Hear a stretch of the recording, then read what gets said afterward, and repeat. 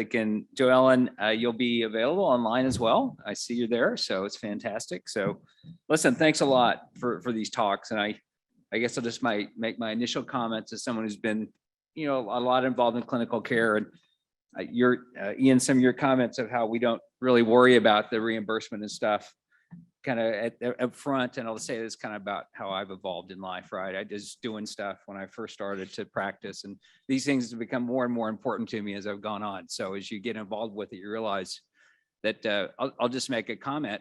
I think I hear a lot about these really great ideas of having lots of data and to pull things together and bring things in, but that takes time and effort, right? And then you have to take it to the end of the day of having ways to have time to go over that data, right? And then be able to pay for people to do that. So these things all really fit into the big picture. They're very important. So that's just my general comment, but I really like to entertain questions from the audience. So. Hi, my name is Parth from EYES. This is a question for Ian. When we talk to insurance companies, I guess the question is, we need to understand what their pains are. And I guess the challenge for us as innovators, pre-revenue innovators, we don't have access to claims data. How do you advise pre-revenue innovators to get access to that data to build the case to Actuary? Okay, good question. So their pain point I dealt with very early on. It's PMPM. The actuaries in the insurance company are there to try to keep the PMPM as low as possible. And anything that you can do to reduce their PMPM, they will love you. So that's great. The sources of data, we ourselves have large data sets, so that's helpful for our clients. You can purchase them. For a startup, they might be a little bit expensive. You could maybe, if you had a friendly insurer, get insurer data, but I don't generally find insurers to be that friendly in every which way. It's a challenge, to be honest. And I think in this sort of space, you pretty much are forced to go to some kind of consultant and get access to data that way. Hi, my name is Alex Munns. I'm an investor, so thank you for including me in the conference. I have a question also for Ian. Within the actuarial view of epilepsy and how insurers may think about the treatment of epilepsy, given your comment about focusing on areas in which there is the largest spend on the actuarial tables, do you have a sense of where most dollars are going today in treatment of epilepsy as innovators here are thinking about the greatest opportunity for innovation? That's an important question that I am going to mea culpa myself for not having dug out data in advance. My sense is, and maybe somebody in the room has a much better sense of this, is that it's not top of mind for the average actuary or the average health plan. What I didn't cover, and which I think is important in this discussion, is the sort of incidental cost that these patients impose on the system. So if you can demonstrate, and this particularly is important with employers, if you can demonstrate a reduction in their disability spend, their absence, and things like that, we have we have a large data set of commercial health claims, which has also an absence and disability. So you can get this data. It's much harder, but you can get absence and disability data. So I think that, and workers' comp, I suspect, though we don't have workers' comp data, I suspect that that's probably the direction. It's a more complicated direction than the typical kind of discussion. And I think that a commercial health plan, which is not covering absence, would probably be a harder sell. But in the employer space, I suspect you'd have a much better time if you could get hold of the absence disability data.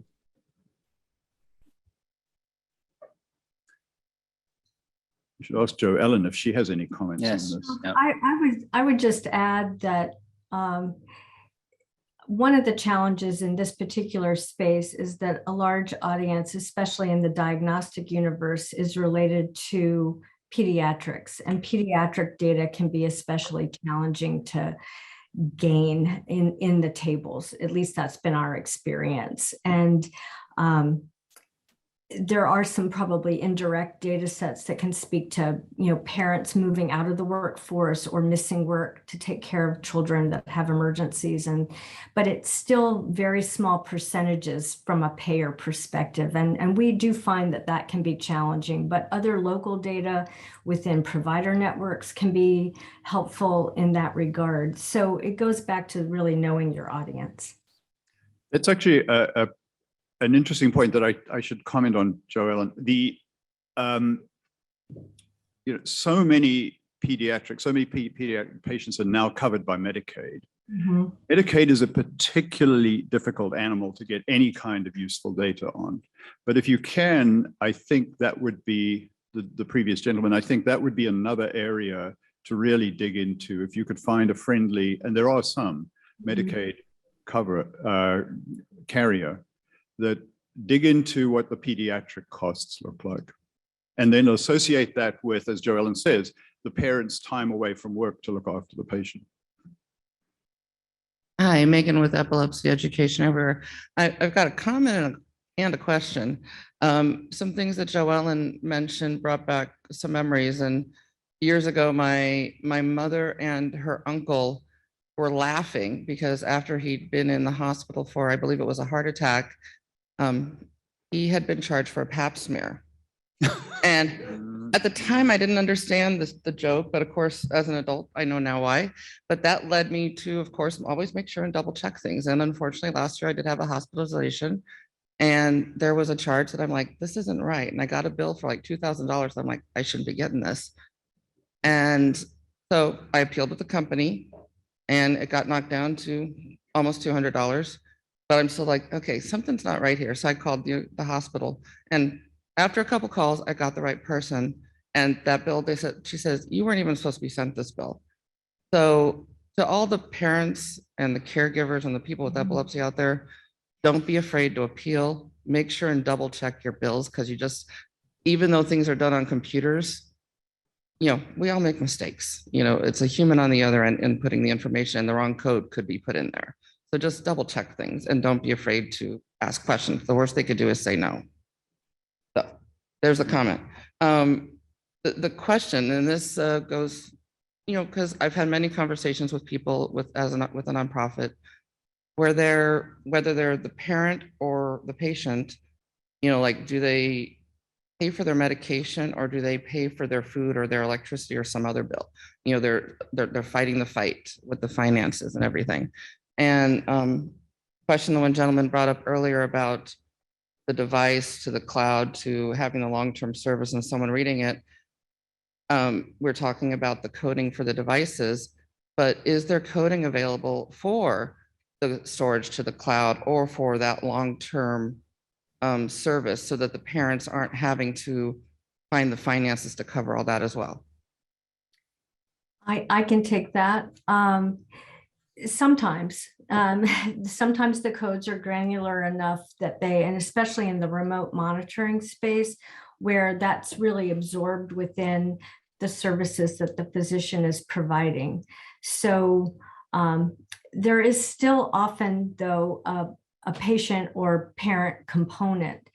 We all have co-payments and co-insurance amounts that get very expensive when you start to add up the numbers of times physicians are accessing data, reviewing data that may be stored in the cloud, particularly as you're seeking a diagnosis. Most of the codes are specific to 30-day intervals. So that becomes important. And again, going back to your comment about, looking at your bills, understanding what you're getting a bill for, to really ask those questions about frequency. And based on some of the new regulations, before physicians access data and start billing those specific codes, you should be aware that that's going to be part of the the service for, especially when it's something that's going to happen remotely, so that you have a level of predictability. But there are charges associated with all of those kinds of services. It strikes me, Joellen, that this is two things. One is that this might be an opportunity for some kind of provider risk-taking arrangement where it's a bundled payment, and where the patient maybe just pays some sort of simple co-payment for a month's worth of services. The provider takes the risk. And then if the provider can demonstrate sufficient management of that patient, then there's some sort of gain sharing with the payer. That would alleviate the patient's financial problems. Well, actually, the remote therapeutic and the remote patient monitoring codes are set up exactly that way, so that they allow for that. It's still very challenging though, because these are brand new services, and part of the AMA creates these codes. People think it's the government, but it's actually the American Medical Association, and they're relatively new and they're still evolving. They've been around only a few years, and almost at every CPT meeting, there are changes and updates. So we are moving in a manner that's taking it in that direction, but we're just not there yet. And certainly some sort of risk arrangement may be in the future. Part of the challenge in the epilepsy space that we see is exactly the challenge that you noted, getting to that bigger end so that payers are willing to participate in an arrangement, because it is expensive for them as well. Yeah, I'll throw out another term in this space, and that is total cost of care. You're talking about bundling remote monitoring. I'm talking about bundling everything to do with that patient. Now there's an additional risk there because you're taking on potentially other conditions, but that's the direction that these value-based provider arrangements are headed in, that the providers are willing to take risk on the whole patient and the whole patient's cost. And if you can do that, then I think you get not necessarily the end, you certainly get the dollar. And that may be a direction to go in. Well, listen, I've got kind of a question for both of you, a little bit just about where epilepsy in general would fit in the big picture, right? So I think, Ian, your point of things like heart disease and diabetes are always going to be big players, right? And Lyme disease, maybe not, right? So it's probably not going to be a big winner. But with epilepsy, you have, let's say that the overall prevalence is about 1%, right? And a group of those patients are going to do fine, and a group are going to have bad epilepsy. So how would that fit? How would that play? How would someone with an actuary say, was that enough of a hit for them to really take that on? And also, Joellen, I looked at your comments on that. Joellen can go first. I'll let Ian start. Oh. Well, I think I said I think 1% is probably enough if the dollar number is there, and so there's another element to this risk though, and that is you have to be sure that you are going to be able to reduce the cost of the population, that whatever it is you do is actually going to have a financial benefit. And I think if it's only 1% and the dollars are there and you can reduce them, remember my PMPM story, then I think you have a hope to do it. But I don't know honestly what your management can do to reduce that risk and reduce that cost. We can do a lot, just to let you know. So okay. then I think you've got you beat the Lyme disease people. Yeah, that's right. No, there are a lot of treatable things with the epilepsy and seizures. So that'd be my stance. But good. I'm sure you'd want numbers for that, right? You wouldn't just take my word at the end of the day. I'll go back and get my numbers. It sounds good. Sounds good. Joellen, do you have any I would just add that, I would not underestimate. I think people believe that payers are generally uncaring. And Ian made an important point and echoed a point that I made, is that payers are not just Aetna and Blue Cross Blue Shield now. They are big integrated delivery systems that are generally taking risk across, how they contract with insurers for all the patients they take care of. And there are a lot of benefits that those entities experience. When a family is introduced to any of these big integrated delivery systems, they not only may transfer the care of their family member who has epilepsy, but they may transfer all of their family's care to that integrated delivery system.